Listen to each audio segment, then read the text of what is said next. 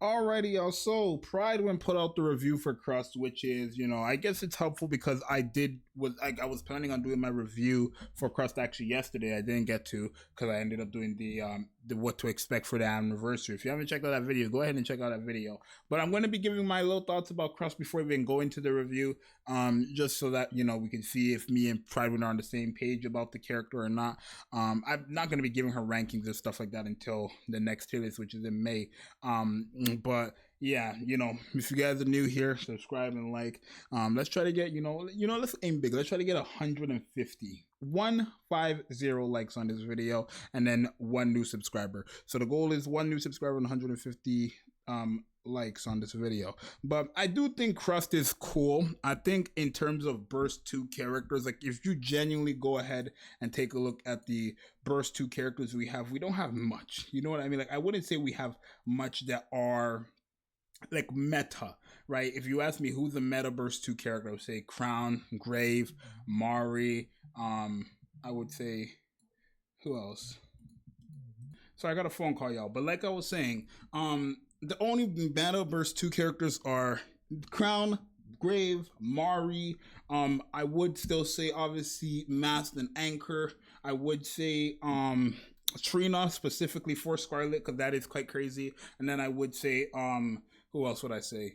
Blanc, obviously, and Naga, right? Those are who I would say are. But if you notice, a lot of those characters do require somebody else, right? Grave requires anybody with Pierce. Same thing with Mari. Naga kind of requires her to be with Tia or Crown, right? Mask requires Anchor practically, right? Crown, to an extent, does require a healer, but there's so many options. Not just Naga, not just, Helm. There's so many options there. And then Blanc as well requires Noir. So all these Burst 2s require a different character to work, where this one character, this Crust character, I wouldn't say requires anybody to work. I mean, I would just say she is technically generally buffing up distributed damage and sustained damage characters. I would say that, but she is technically at the same time buffing up all characters, right, where her attack buff and attack damage buff. So if you were to ask me, I wouldn't say she's the best character in the game, but I would say I would say she's a usable Burst 2. I would probably give her A rank for most of her stuff. Probably not in PvP.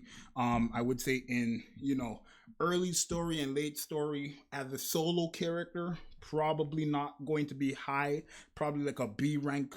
And then in bossing, I can see her being A or S, right? Because obviously the meta characters for bosses are, distributed damage characters like Scarlet or Brady, or sustained damage characters like Sakura or Brady, you know what I mean? But I don't think she's going to be as high on these rankings. But let's take a look and see what Pridewin has to say about it. So Pridewin got her in what?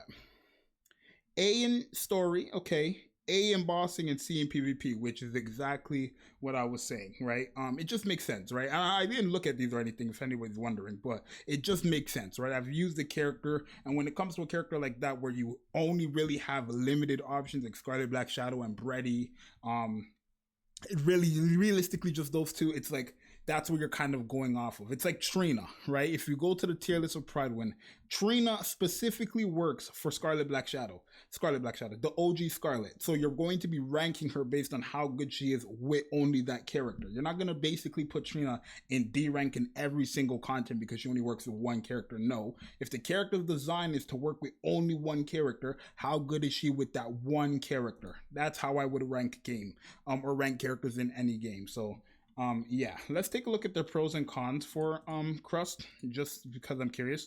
Let's take a look. Right? She is okay. In burst and off burst flex support potential, especially with cleanse, is needed. Sure. Semi-permanent attack buff available off burst. Okay.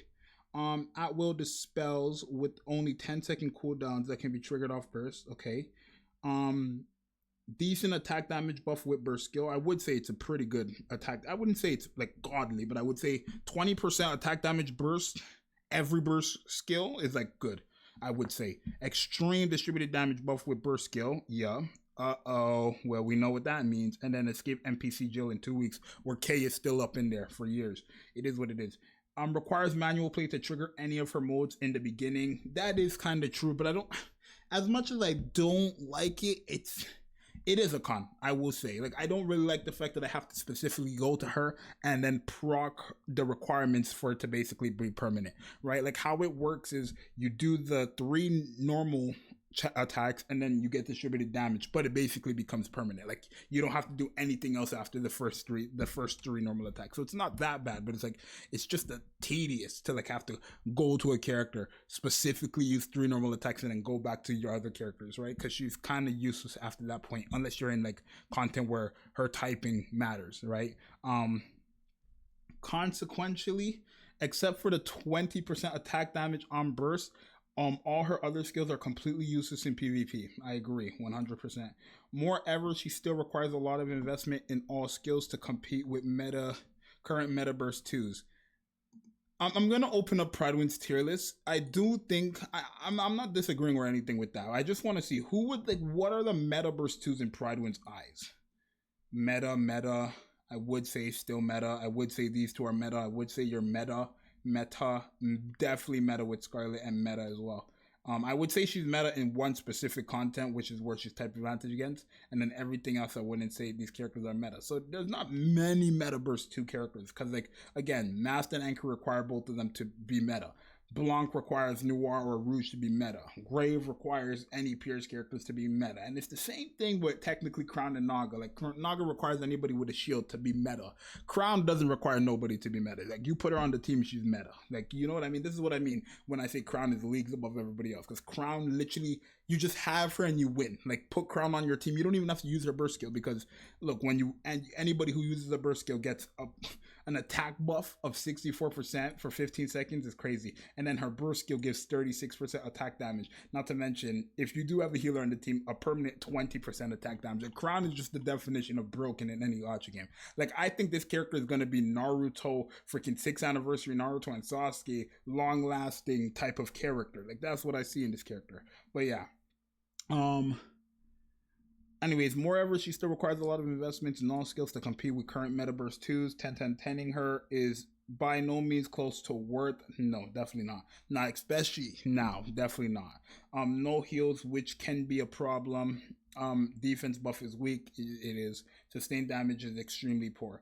It is. It's horrible. Like, even though Crust is a character that, yeah, she has a sustained damage buff, 10% sustained damage buff, like, I get it, because it's like how sustained damage works is it's like that basically damage over time. I get it, but it's like 10%.